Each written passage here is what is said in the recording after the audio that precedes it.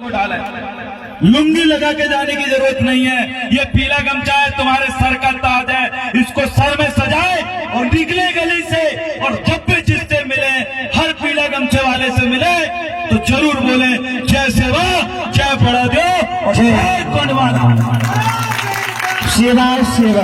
जब ये सब आप बोलते हो तो दादा मनमोहन साहब भट्टी आप सभी में सवार होते हैं। जब इस बात को आप बोलते हो तो दादा मनमोहन साहब भट्टी जी का मिशन काम करता है। लेकिन अगर कोई आप ही के बीच का निकल के इस पीले गमछे की जगह अगर एक भगवा डालने वाली पार्टी, एक गुलाब के फूल वाली पार्टी का गमछा डाल के अगर आपको बोले कि हम गोंडवाना के सच्चे सिपाही हैं, आपको बोले कि हम विधायक बनने के लिए भाजपा में गए हैं, तो मुझे बताइए क्या आप अपना जमीन को बेच सकते हो? क्या आप अपने स्वाभिमान को गिरा सकते हो? क्या दादा मनमोहन साहब भट्टी जी को खत्म कर सकते हो? तो उनको समझाए जो लोग ऐसे काम करते हैं। आपने करी होगी गलती, अपनी गलती सुधार और वापस दादा मनमोहन साहब भट्टी जी का मिशन पे आ और दिल और चांद और रात और दिन से काम कर। ये सगा समाज का आशीर्वाद जिस दिन मिलेगा तो वैसे ही विधायक बन जाएगी। कोई बीजेपी कांग्रेस की गोद में जाने की जरूरत नहीं। अरे विधायक बनने के लिए किसी बीजेपी कांग्रेस की जरूरत नहीं पड़ती। अरे विधायक बनने के लिए तो ये मेरी माताएं बहनें, ये नन्हे बच्चे और ये हमारे बूढ़े बुजुर्ग और आप सभी युवाओं का साथ अगर किसी को मिल गया तो मोनिका भट्टी जी बीजेपी छोड़िए, यही गोंडवाना का व्यक्ति एक दिन दिल्ली में जाके प्रधानमंत्री बन के इस देश का नेतृत्व करेगा और सतरंगी झंडा तिरंगा झंडा लहराएगा। स्वाभिमान जिंदा रहे, आत्मसम्मान जिंदा रहे, आपके अंदर की वो मेहनत, वो लगन जिंदा रहे। अगर इन बुजुर्गों का आशीर्वाद अगर बना रहे तो याद रखना कभी भी आपको अपना जमीन बेचने की जरूरत नहीं पड़ेगी। उन तमाम जमीन बेचने वाले और 2 रुपए में दारू के चक्कर में बीजेपी कांग्रेस को वोट देने वाले लोगों को इस बात को पहुंचाइए। इतने साल से ये बीजेपी और कांग्रेस ने सिर्फ अमीरों का विकास करी है, गरीबों का नहीं। मुझे बताएं, आज भी ये बूढ़ी माता खेत में काम करती है, आज भी ये युवा बेरोजगारी से घूमते हैं। आप बोलते हो कि हमने 2 करोड़ रोजगार हम हर साल देंगे, यही रोजगार आपने दिया है। आज गरीब का बच्चा अपने मजदूरी के करने के लिए होशंगाबाद जाता है और आप बोलते हो कि विकास हो रहा है। यही गरीब माताएं बहनें जब हॉस्पिटल जाती है तो अपनी तकलीफ से तड़पती रहती है, लेकिन एक डॉक्टर आके वहां इलाज नहीं करता। ये विकास आपने किया है। ये बुजुर्ग जो अपनी खेत और जमीन की लड़ाई लड़ने जब तहसील जाता है, कोर्ट कचहरी जाता है तो मर जाता है वो, लेकिन जमीन का केस नहीं जीत पाता। आपने ये विकास किया है। ये नन्हे मुन्ने बच्चे जिनकी पढ़ाई करवाने के लिए उनके माता पिता के पास कोई पैसा नहीं रहता और पैसे के अभाव की वजह से वो पढ़ाई छोड़ देते हैं, आपने ये विकास किया है। ये माताएं बहनों का सकल सूरत चेहरा देखिए। जिस देश का आदिवासी माला कहे जाने वाला समाज, 52 57 परगने में राज करने वाला समाज, देश की 258 रियासतों में आधा भारत में राज करने वाले समाज की बूढ़ी माताएं मेरे सामने बैठी है। इनका चेहरा देखिए, धूप में काला पड़ गया है, मुरझाया हुआ है। ये वो कौम है जिनका चेहरा राज करने वाले लोगों का होना चाहिए था, जिनका चेहरा खिला और जोश और जुनून से भरा होना चाहिए था। लेकिन आज जब मैं अपनी भोली भाली समाज को देखता हूँ तो उनका चेहरा सिकुड़न आ गई है, मुरझा गया है। मेहनत मजदूरी करके उनका पूरा शरीर गवा दे रहा है कि वो कितने दिन और रात मेहनत करते हैं। ये विकास हुआ है। जब मेरी माताएं बहनें ये खंती के काम में, रोजगार गारंटी के काम में जाती है तो उसमें चेहरा टटोलता हूँ कि इसमें आदिवासी के अलावा रघुवंशी, ब्राह्मण, राजपूत, साहू, जैन, बनिया का चेहरा क्यों नहीं दिखता? ये आदिवासी समाज की ही महिलाएं अकेली मजदूरी क्यों करती है? मुझे इस चीज का तकलीफ होती है, इसलिए बोलता हूँ आपने ये विकास किया। मैं मानूंगा विकास उस दिन हुआ है जब रोड के किनारे बिना चप्पल के मजदूरी करते हुए, गिट्टी उठाते हुए मेरे आदिवासी समाज के साथ जिस दिन यहाँ के जैन, साहू, सेठ, साहूकार जिस दिन वहां पर बिना चप्पल के बेबी गिट्टी भर के रोड में काम करेंगे, उस दिन मानूंगा कि आप समानांतर की भावना रखते हैं। सबके साथ विकास हुआ है। एक समाज के हाथ आप मजदूरी करवाते हो, एक समाज के हाथ आप रोड में कुआं में काम करवाते हो। एक समाज की महिला छिंदवाड़ा में दूसरे के घर बर्तन मांजने और झाड़ू पोछा करने जाती है, बाकी समाज की महिलाएं क्यों नहीं जाती? आपने कोई विकास नहीं किया है, आपने सिर्फ विनाश किया है। 75 साल से आदिवासी बच्चे न्याय के लिए भटक रहे हैं। अरे जिस समय संविधान नहीं था, 52 57 परगना में गोंडों ने राज किया था, उस समय तो ये राजा महाराजा थे। देश आजादी के बाद क्या हाथ में आया, आज ये सवाल उठता है। आपने एक घटना सुनी होगी कि गांव में एक बहुत बड़ी बर्दी चराने के लिए, बहुत बड़ा ढोर बच्चे चराने के लिए एक चरवाहा जाता है, जिसे हम बर्दी कहते हैं। बर्दी बोलते हैं ना, बर्दी चराने ले जा रहे हैं। जब चरवाहा बर्दी चराने के लिए जाता है तो आगे आगे एक मोटा सांड चलता है ऐसा करके। वो बोलता है कि ये पूरी बर्दी का मुखिया मैं ही हूँ, और वो आगे आगे आगे आगे चलता है। और जब कहीं भी कोई भी आता है तो वो अच्छा टकरता है, क्योंकि बहुत शरीर है उसका। ऐसा चरवाहा चराते चराते बढ़िया सबको कंट्रोल करके कुआं या पानी के पास रोक देता है। एक दिन क्या होता है, फिर बर्दी निकलती है। एक बैल देखता है कि अरे मैं तो इतनी सारी बर्दी में सबसे हट्टा कट्टा, सबसे ज्यादा मोटा ताजा हूं, तो क्या करूं? अरे मैं इनके साथ खूब रह लिया, अब तो हाथी का झुंड दो दिख रहा है, वो तो मेरे से भी ज्यादा मजबूत है, मैं उनके साथ रहूंगा और मजबूत होऊंगा। ये किसके दिमाग में बात आती है? वो झुंड का मुखिया। और वो सोचता है कि अब मेरे को और मोटा होना है, अब मैं और मोटी बर्दी के पास जाऊंगा, अब हाथी के पास रहूंगा और मोटा हो जाऊंगा। फिर क्या होता है भैया, वो इस बड़ा झुंड से निकल के वो जो मोटा मुखिया था वो जाके किस में चला जाता है? हाथी के झुंड में। अब क्या होता है, हाथी गप गप गप गप पूरा घास खा जाता है, और जो बची कुची खुरचाने आपको साड़ा को मिलता है, फिर जाता है आगे भैया, हर जितनी चीज हाथी पूरा ही खा जाता है झुंड। अब जो बची कुची होके मिलता है, अब वो सोचता है साला मेरा शरीर तो कमजोर होते जा रहा है, मेरे को तो मोटा होना चाहिए, क्योंकि मैं तो मोटे लोगों के बीच में हूँ, ज्यादा पैसे वाले लोगों के बीच में हूँ। लेकिन वो दिन ब दिन कमजोर होते जाता है। एक महीना गुजरता है, जब वो जो सांड जो हट्टा कट्टा था वो हाथी को झुंड में जाकर पूरे पतले होकर लिंज हो जाता है। उसको एहसास होता है, क्या एहसास होता है कि मैं तो गलत लोगों की झुंड में आ गया, मुझे मेरे अपने लोगों के झुंड में रहना चाहिए था। तो बड़े दिन बाद 4-5 साल बाद उसको होश आती है, और वो लिंजिंग पिजिंग जाके अपने झुंड में बर्दी में शामिल होता है। जब वो बर्दी में शामिल होता है, फिर देखता हूँ वहां दिखते उससे मोटे सांड। अब वो बोलता है इस बर्दी को 5 साल पहले मैंने जब छोड़ी थी तो यहाँ तो मैं ही मोटी थी, अब तो यहाँ मेरे से मोटे मोटे लोग हैं। और जब मोटे मोटे लोग हैं तो वो बर्दी जो पहले भागा था ना, वो आके बिजली पे पीछे जाके शामिल हो जाता है। उसको इस चीज का एहसास होता है कि मैंने बहुत बड़ी गलती की थी, मेरे को इसी झुंड में रहना चाहिए था। और जब वो वापिस आती है तो सबसे कमजोर कोई अगर मुखिया होता है तो वही मुखिया जो वापिस आता है। ऐसे ही कुछ लोगों ने गुणमाना में भी गलती करता है भैया। बड़े मोटे मोटे पैसा देख के, बड़े मोटे मोटे लोग देख के, बड़ी बड़ी हेलीकॉप्टर गाड़ियां देख के जाके घुस गए अपने झुंड छोड़ के बीजेपी में। जब समझ में आया है कि वहां तो उससे मोटी स्मृति ईरानी है जो सिलेंडर लेके बैठती थी, फिर देखेंगे अरे यहाँ तो कांग्रेस से भगा हुआ सिंधिया है, वो भी उनसे मोटा राजा कहलाता है। फिर और देखेंगे अरे यहाँ तो कांतिलाल भूरिया का टूरा भी है, वो भी आदिवासी को तो मेरे से ज्यादा मोटा है। कुछ दिन काम करते करते जब पूरी इज्जत मट्टी में मिल जाए, उसके बाद फिर गुणमाना के लोगों के बीच में हाथ दिए के अरे दादा ये तो झमकलाल सरियाम जी विधायक बन गए हैं, अरे दादा इधर तो ये पवन साह सरियाम जी चौरी के विधायक बन गए हैं, और इंद्रमोहन शाह जी तो इधर देखो जनपद जिला पंचायत अध्यक्ष बन गए हैं। वो बड़ी तकलीफ में रहे, अब क्या करूं, अब मेरे को सीधा चुपचाप पीछे खड़े जाने। तो ऐसी हालत बर्दी की ना हो, जो बड़ी गांव की बड़ी सीख है। तो ऐसी गलती मोनिका बाई कर रही है। हम उन्हें कहना चाह रहे हैं अरे मोनिका जी, दादा मनमोहन साहब बट्टी के मिशन को पूरा करने के लिए हमारे ऊपर इतने मुकदमा और इतने बार जेल चल गए, हमने हिम्मत नहीं हारे, तुम कहा हिम्मत हार रहे? अरे जब सगा समाज तुम्हारे साथ खड़ी है, जब ये माताएं बहनें तुम्हारे साथ खड़ी है, तो क्या जरूरत है दूसरे के पार्टी को गले में पट्टा डालने की?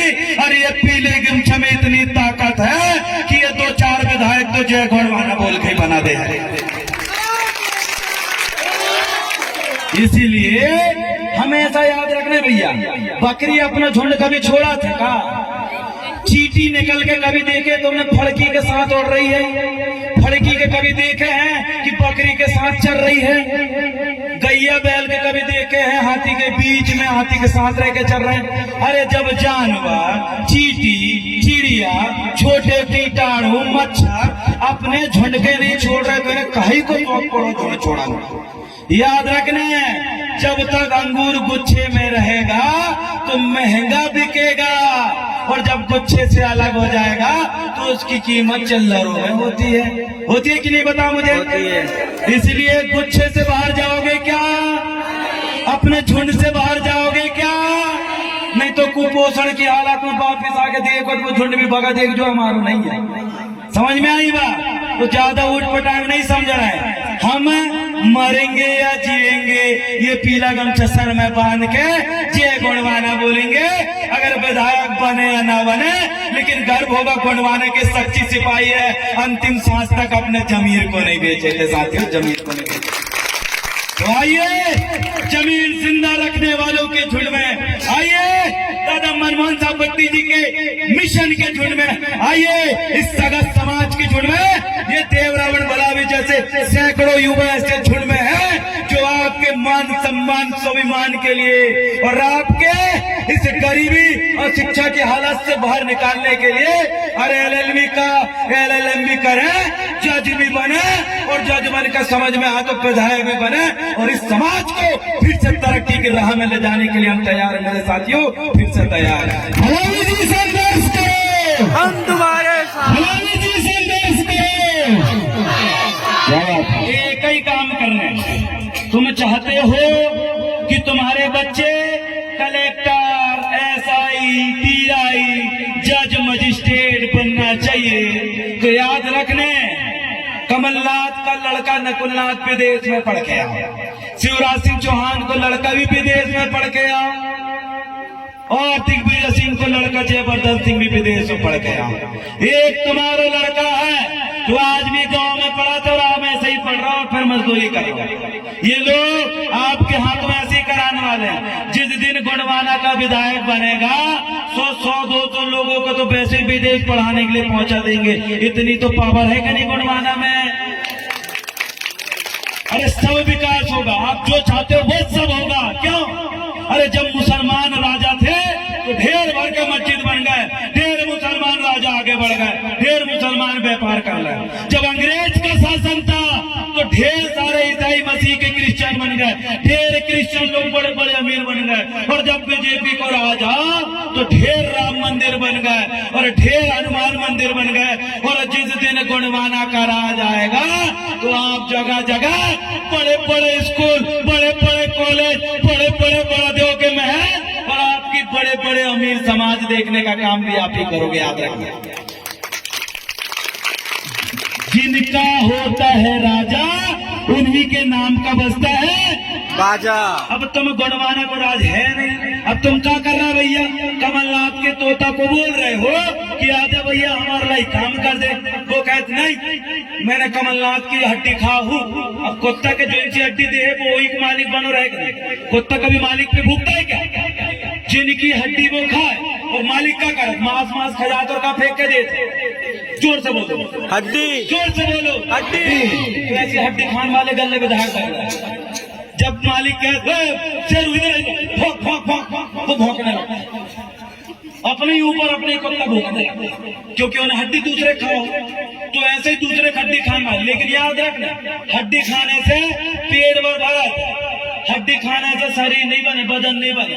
और बदन बनाने हैं तो मुर्गा, मछली, बरहा, तीतर सब खान पड़ा था, खान पड़ा तो बदन बनाने वाले लोग, ये लोग जो है हड्डी खाने वाले हैं। ये कमलनाथ के गुलाम तो होता है, शिवराज सिंह चौहान के गुलाम तो होता है। शिवराज सिंह चौहान को तो होता जय श्री राम बोले, कमलनाथ को तो होता जय जय कमलनाथ बोले।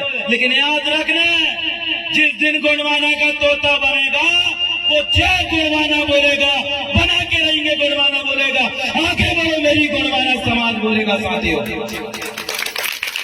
आपके महिलाओं को जूते मारा जाता है, आपके बुजुर्गों को थप्पड़ मारा जाता है, कमलनाथ का सुनील हुई के तोता ने कछु बोलो का तुम्हारे समाज की लड़की के तिराई मराल डाले लात मार देते कमलनाथ को तोता ने कछु बोलो का तो तुम कहा उम्मीद रख रहे हो वो तोता अभी दोठिया लोग मारो तीसरों कोई डुकरी के कोई पटेल मार दे ना तो कमलनाथ को तोता बोलेगा जोर से बोलो जोर से बोलो कमलनाथ को तोता नहीं बोलेंगे दोनों घटना सबूत दे दी तुम्हारे साथ जमीन लौटे लड़का बच्चे कोई मार है तुम्हारे लोग जबरदस्ती जेल में डाले तुम्हारे समाज के महिलाओं को कोई भगत ले गए है तो कमलनाथ को तोता नहीं बोलन वालो अगर इस समाज में कुछ होगा वो गुणवाने के ही लोग बोलेंगे कमलनाथ के लोगों पे अगर तुम उम्मीद करके बैठे हो शिवराज सिंह चौहान अब बताओ भैया मणिपुर में लड़किन के आदिवासी लड़किन के नंगी घुमा रहे ना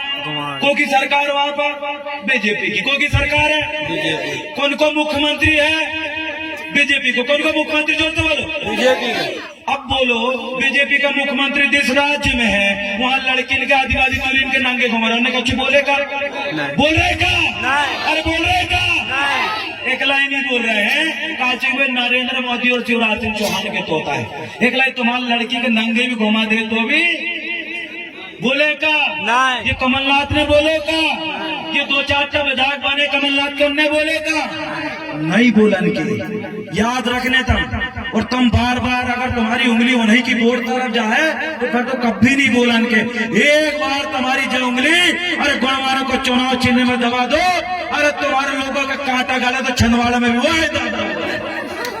बात क्या तुम्हारे लोगों की एक झापड़ भी पड़े ना तो विधानसभा में आवाज गूंजे ऐसे तो होता पालो समझ में आए ज्यादा लंबे ना बोलते हो साफ बोल रहे हो चमकलाल सरेआम जी इधर से चुनाव लड़ रहे हैं कोई प्रचार की जरूरत नहीं है तुम ही खुद के प्रचार करके खुद जनता तैयार हो यार क्योंकि दादा मनमोहन साहब बट्टी ने यही बोले हैं कि विधायक और प्रत्याशी चुनाव नहीं जीतता यही कार्यकर्ता और महिलाएं बुजुर्ग ही चुनाव जीतते हैं समझ में आई बात तुम्हारे जितने गांव हैं आसपास के 150 गांव तुम ही प्रचार कर दो तुम ही जिता दो कल के डंके चोट में बोलने चमकलाल सरेआम जी इधर साइड के 10-15 गांव से जो बूथ जिताने का काम किसी ने किया है तो यही इटावा और आसपास के लोगों ने क्या बोलने के लिए तैयार हो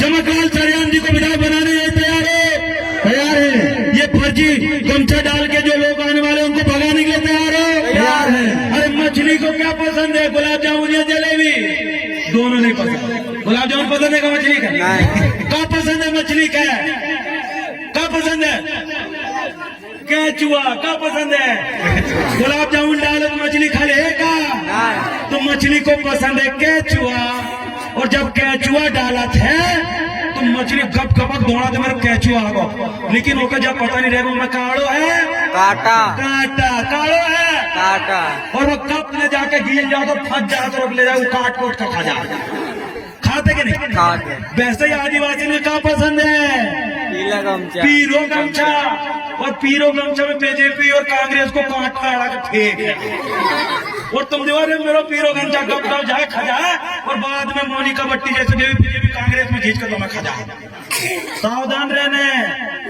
हर पीरो गमछा गुणवाना नहीं है हर केचुआ सिर्फ केचुआ नहीं हो में कांटा भी अड़ो है तो समझने लाई तैयार हो कि नहीं तैयार है तो कई आए ऐसे कांटा लगा के पीरो गमछा लाने वाले और तुमने दो कल डाले तुम फंस गए सोच तो बचा लाई तैयार हो जो होशियार मछली रहती है ना वो जब केचुआ जब देखती है कि केचुआ आ रहा है तो मतलब कांटा सही गिर जाती है और जो डगन पे जो कभी गिर जाती है ऐसी गुणवान की मछली बनो तो तुम्हें कोई नहीं पता समझ में आई बात समझ में आ गई बात तो पीरे गमछा फर्जी वाले पीरे गमछा वाले सावधान हो कि नहीं